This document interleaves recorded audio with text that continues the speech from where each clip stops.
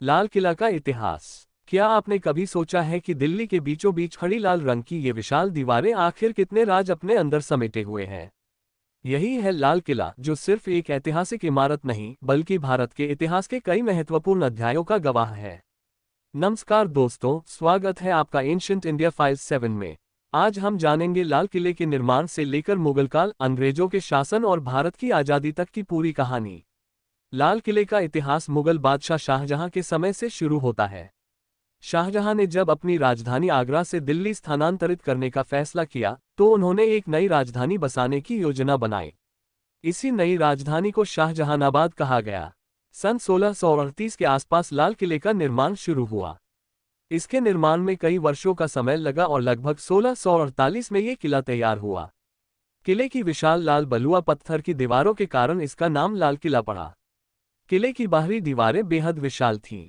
इसके अंदर महल, दरबार, बगीचे, मस्जिदें और कई शानदार इमारतें बनाई गईं। लाल किला मुगल वास्तुकला का एक बेहतरीन उदाहरण माना जाता है, जिसमें भारतीय, फारसी और मध्य एशियाई स्थापत्य शैली का मिश्रण दिखाई देता है। लाल किले के प्रमुख प्रवेश द्वारों में लाहौरी गेट और दिल्ली गेट सबसे प्रसिद्ध हैं। लाहौरी गेट आज भी लाल किले की पहचान बना हुआ है। किले के अंदर दीवान आम बनाया गया था, जहां बादशाह आम जनता की शिकायतें और फरियादें सुनता था। वहीं दीवान एक खास में महत्वपूर्ण अधिकारियों और विशेष मेहमानों के साथ बैठकें होती थीं। दीवान एक खास की भव्यता का अंदाजा इस बात से लगाया जा सकता है कि कभी यहाँ प्रसिद्ध मयूर सिंहासन भी रखा जाता था। ये सिंहासन अपनी शानदार सजावट और कीमती रत्नों के लिए प्रसिद्ध था। लाल किले में मोती मस्जिद, रंग महल और शाही हमाम जैसी कई महत्वपूर्ण संरचनाएं भी थीं। रंग महल में शाही परिवार के लोग रहते थे और यहाँ की सजावट बेहद शानदार थी। लेकिन समय हमेशा एक जैसा नहीं रहता।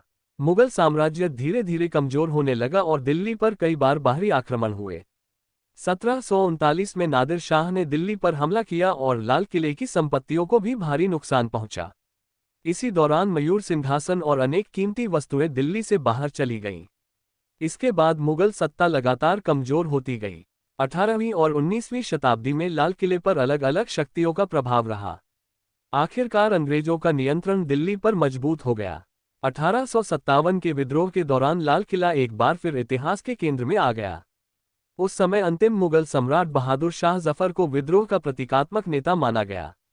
विद्रोह असफल होने के बाद अंग्रेजों ने बहादुर शाह जफर को गिरफ्तार कर लिया और उन्हें रंगून भेज दिया गया। अंग्रेजों ने लाल किले के अंदर कई बदलाव किए। किले के कई हिस्सों को नुकसान पहुंचा और अनेक ऐतिहासिक इमारतें नष्ट या बदल दी गईं। लाल किला मुगल शाही महल से ब्रिटिश सैन्य केंद्र में बदल गया। लेकिन इतिहास ने फिर करवट ली। सन 1947 में भारत आज़ाद हुआ। 15 अगस्त 1947 को स्वतंत्र भारत के पहले प्रधानमंत्री जवाहरलाल नेहरू ने लाल किले की प्राचीर से राष्ट्रीय ध्वज फहराया और देश को संबोधित किया। तब से लाल किला भारत की स्वतंत्रता और लोकतांत्रिक पहचान का एक महत्वपूर्ण प्रतीक बन गया। आज भी हर वर्ष 15 अगस्त को भारत के प्रधानमंत्री लाल किले की प्राचीर से राष्ट्र को संबोधित करते हैं और राष्ट्रीय ध्वज फहराते हैं। साल 2007 में लाल किले को यूनेस्को की विश्व धरोहर सूची में शामिल किया गया। इससे इसकी अंतर्राष्ट्रीय ऐतिहासिक और सांस्कृतिक महत्ता को भी मान्यता मिली। आज लाल किला देश विदेश से आने वाले लाखों पर्यटकों को अपनी ओर आकर्षित करता है। इसकी विशाल दीवारें, शाही महल, दरबार और ऐतिहासिक गलियां हमें उस दौर की याद दिलाती हैं जब दिल्ली मुगल साम्राज्य की राजधानी हुआ करती थी। लाल किला हमें ये भी याद दिलाता है कि सत्ता और साम्राज्य हमेशा स्थायी नहीं होते। एक समय जिस स्थान से मुगल बादशाह भारत के बड़े हिस्से पर शासन करते थे, उसी स्थान से सदियों बाद स्वतंत्र भारत के प्रधानमंत्री आज़ाद देश को संबोधित करने लगे।